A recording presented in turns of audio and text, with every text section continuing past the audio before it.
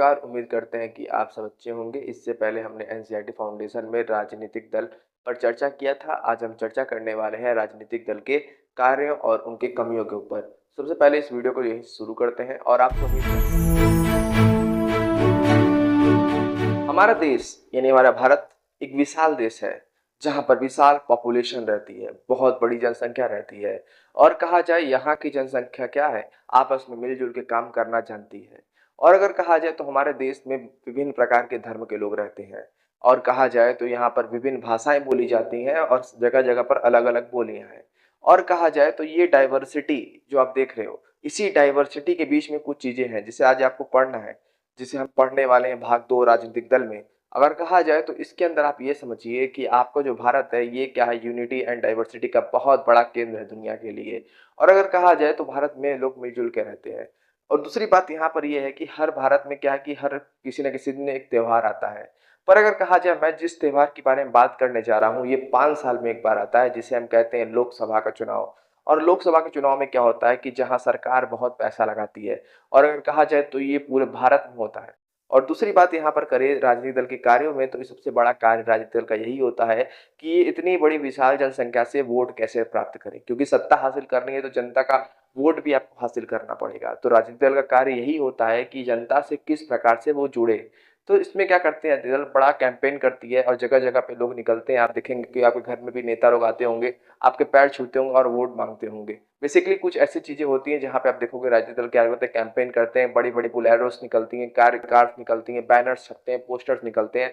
और ईटीसी अगर कहा जाए बहुत सारी चीजें होती हैं चूंकि यहाँ पर कैंपेन में निकलते हैं, जिसमें एक बहुत बड़ा खर्च भी आता है। अब इसके माध्यम से क्या होता है, बहुत सारे लोग कहेंगे कि हाँ इससे पैसे बेकार होते हैं, इससे ये हमारा पैसा जाता है।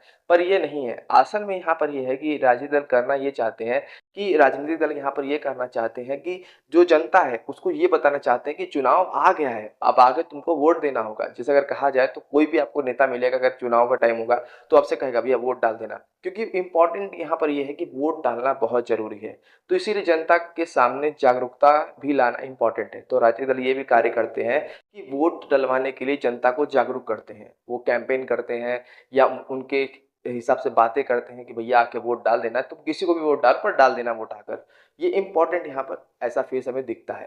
पहला कार्य आपको समझ में आ गया होगा कि कैंपेनिंग क्यों करते हैं और अपने जो विचार है उसको फैलाने का काम ये क्यों करते हैं। आपने यहाँ ये समझ लिया कि राजनीतिक दल जो है वो जागरूकता तो उत्पन्न कर लेते हैं, पर उन्हें वोट कैसे मिलेगा भाई, क्योंकि अगर कैंपेनिंग करना है तो वो हम और आप भी कर सकते हैं पैसा लगाकर। पर अगर कहा जाए जो कैंपेनिंग के बाद भी वोट मिलना इतना पॉसिबल नहीं होता, क्योंकि इन्हें क्या करना पड़ता है कि अब जागरूकता तो कर दी है तो अब जनता का मत भी ग्रहण करना होगा, यानी जनमत के लिए विचार भी देने होंगे अपने। तो आप देखते हो बहुत सारे भाषण होते हैं जहां पर वो बहुत सारे मुद्दों पे बात करते हैं। जैसे अगर आप कहेंगे शिक्षा, स्वास्थ्य, रोजगार के विषय में भी बात करते हैं और जनता के विचारों से जोड़ने की कोशिश करते हैं। जैसे कुछ लोग होते हैं कि भाई जाके आदिवासी क्षेत्र में बात करेंगे शिक्षा की, रोजगार की, स्वास्थ्य की, यानी जहां पर जो कमी उन्हें दिखेगी उसको लेके वो बात करना शुरू करेंगे, क्योंकि उनको वोट चाहिए उस टाइम। भले वो कार्य आगे चल के हो या ना हो ये पॉसिबल नहीं है, पर क्योंकि भाई कोई भी सरकार 5 साल के लिए आती है और 5 साल में कोई कार्य करना संभव नहीं है, ये आपको भी पता है और हमें भी पता। अभी मैंने आपको 2 राजनीतिक दल के कार्य बताए हैं, पहला जागरूकता उत्पन्न करना, दूसरा जनता के विचार जोड़ना। जनता के विचार से जोड़ना ये इंपॉर्टेंट काम था, क्योंकि भाई यहाँ पर 2 काम तो आप कर चुके हो। यहाँ पे अगर कहा जाए तो तीसरा काम ये चुनाव भी करवाना बड़ा आवश्यक है। तो जब हम देखेंगे अगला कार्य तो इसका नाम होगा चुनाव का संचालन करना। तो भाई चुनाव किसका करेंगे, लोग पार्टी किसका करेंगे। सीधी बात है कि लोकतंत्र में पार्टी का होना बहुत आवश्यक है।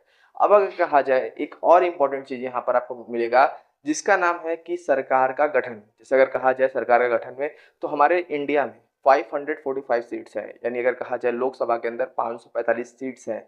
अब जो 545 सीट है उसमें 2 सीट आरक्षित है। अगर कहा जाए तो इसको हम बाद में बताएंगे। अगर कहा जाए 543 सीट में चुनाव होते हैं, जिसमें अगर कहा जाए तो 543 सीट के अंदर चुनाव हो रहे हैं, इसमें जो पार्टीज होगी वो क्या करेगी, अधिक से अधिक सीट प्राप्त करने की कोशिश करेगी। जैसे अगर कहा जाए, मैं आपको यहाँ समझाने की कोशिश करता हूँ। जैसे मान लीजिए यहाँ पर एक सर्कल है जिसके अंदर 10 सीट है। खेलने वाले इस गेम को करीबन कहा जाए तो 3 लोग हैं। तो अब यहाँ पर यह है कि जो सबसे अधिक सीट लेके आएगा वो जीतेगा। तो अगर मैंने कहा कि ए ने, यानी जो पहला हमारा एक था इसका नाम हम ए रख देते हैं, दूसरे का बी और तीसरे का सी। तो अगर कहा जाए, हमने कहा कि ए जो सीट, एक जो सीट है वो कहीं ना कहीं सी ने प्राप्त किया। वहीं अगर कहा जाए 5 सीट जो है वो बी ने प्राप्त किया। वहीं अगर कहा जाए जो सीट बचे, यानी अगर कहा जाए तो करीबन 4 सीट बचा, ये हो गया ए ने प्राप्त किया। तो अब यहाँ देखते हो कि हमें सीट सबसे अधिक किसके दिख रहे हैं, बी के। तो क्या हम कहेंगे, बी ने इस पूरे गेम को जीत लिया, आपने यहाँ समझ लिया। पर वैसे हमारे देश में लोकसभा का चुनाव होता है, यानी हम जिसको डेमोक्रेसी कहते हैं, लोकसभा का चुनाव होता है। लोकसभा के अंदर 545 सीट होती है। अब इस 545 सीट में 2 सीट आरक्षित होती है, इस पर हम चुनाव बाद में देखेंगे। अब हम बात करते हैं 543 सीट्स के अंदर चुनाव के बारे में। अभी जो चुनाव होते हैं ये पूरे ऑल ओवर इंडिया में होते हैं, और इस चुनाव को लड़ने के लिए कहा जाए तो बीजेपी, कांग्रेस, है ना, और कहा जाए तो समाजवादी पार्टी एसपी, है ना, ऐसे करके टीडीएम, तेलुगु देशम पार्टी, ऐसे करके 100+ जो पार्टीज हैं वो क्या है, एक्टिव एंड पार्टिसिपेट करती हैं। अब इनमें से जिसे कहा जाए बीजेपी ने 2024 के अंदर, कहा जाए बीजेपी ने 240 सीटें जीती थी 2024 के चुनाव में, ठीक है। और कहा जाए तो ऐसे कहेंगे तो कांग्रेस में भी, एसपी ने, टीडीएम में, ऐसे करके बहुत सारी पार्टीज ने जीतने की कोशिश की थी, पर बीजेपी ने 2024 के चुनाव में 240 सीट जीता था। और कहा जाए तब भी ये सरकार नहीं गठित कर सकते थे, क्योंकि हमारे इंडिया में कहा जाता है कि 273 सीट इंपॉर्टेंट है जो एक सरकार को बनाने के लिए। तो इनको अभी और भी वोट्स यानी और भी सीट्स की आवश्यकता थी। तो इनकी एक अलायंस है जिसका नाम एनडीए है, इसका नाम है नेशनल डेमोक्रेटिक अलायंस। तो इसकी क्या होते हैं, इसमें हम देखते हैं बहुत सारी पार्टीज जो कि एक्टिवेंस पार्टिसिपेट करती हैं, तब जाके बीजेपी का सीट क्या होती है 291 होता है। यानी यहाँ पर कहा जाए तो आप बीजेपी देखोगे, बीजेपी प्लस एनडीए, तो इसको हम क्या कहते हैं, कोलिजन गवर्नमेंट, या हम कह सकते हैं गठबंधन की सरकार। आपने यहाँ क्या समझा कि यहाँ सरकार कैसे गठित होती है, हम बता चुके हैं, एनडीए और गठबंधन की सरकार। और अगर कहा जाए हमारे इंडिया में कई बार गठबंधन की सरकार जो है वो गठित हो चुकी है, हम उस पर चर्चा करेंगे क्लास 12 की बुक में, जहाँ हम हिस्ट्री में थोड़ा सा, वहाँ पर मॉडर्न हिस्ट्री का एक पार्ट है, वहाँ पर हम डिस्कस करने की कोशिश करेंगे कि इंडिया में जो सरकार है वो कैसे काम करती है और कैसे काम कर रही है, और गठबंधन सरकार क्या होती है उस पर हम विस्तृत चर्चा करेंगे, यानी ब्रीफली डिस्कशन करेंगे उस पर। चलिए अब हम डिस्कस करते हैं अपने अगले टॉपिक पर, जहाँ पर हम बात करेंगे विपक्षी दल भी सरकार पर नियंत्रण करता है। अब आप सोचो कि विपक्षी दल नियंत्रण कैसे करेगा।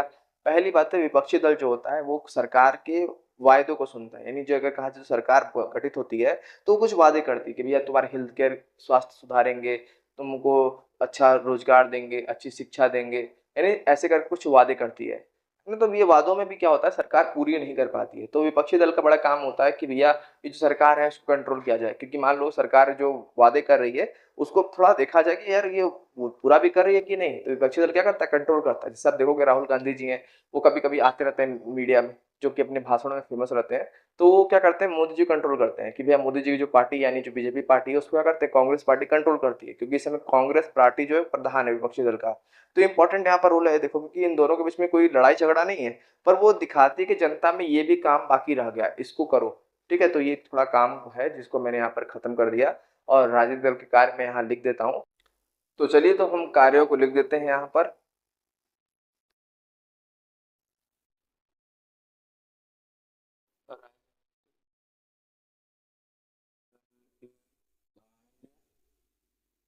तो पहला कार्य जो होगा वो क्या होगा, पहला हम देखेंगे जनमत निर्माण, जनमत का निर्माण।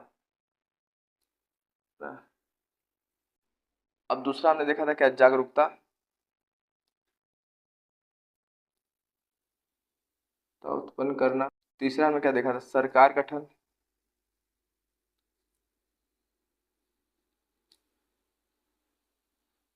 चौथा हमने क्या देखा था, विपक्षीय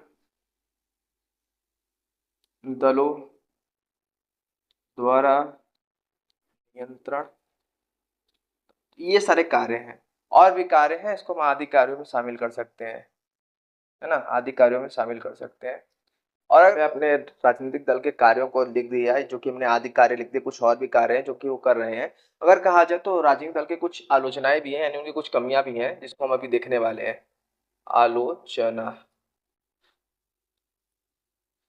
अच्छा, आपने कभी देखा है कि टीवी पर जो नेता पहले जिस पार्टी में था, जैसे मान लीजिए कोई पार्टी आज बीजेपी है, उसमें कोई नेता है, अब वो क्या कर रहा है कि वो उस पार्टी में रहकर कांग्रेस की आलोचना कर रहा है। अब मान लीजिए फिर क्या होता है कि वो बीजेपी वाले उसको अच्छा पद नहीं देते हैं कुछ सालों तक, तो अब क्या करेगा, वो दल बदल करके कहाँ चला गया, कांग्रेस में। अब वो जो जाके कांग्रेस में जाके खड़ा हो जाएगा और बोलेगा बीजेपी को, तुम ऐसा नहीं करते, वो नहीं करते, नहीं उसकी आलोचना करने लगेगा।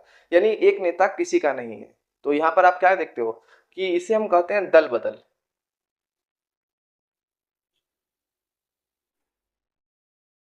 जो क्या है, इसकी आलोचना है। दूसरा है कि जनता से किए वादे को पूरा ना करना, कि कोई नेता आज तक कभी जनता से किया वादा को पूरा नहीं करता।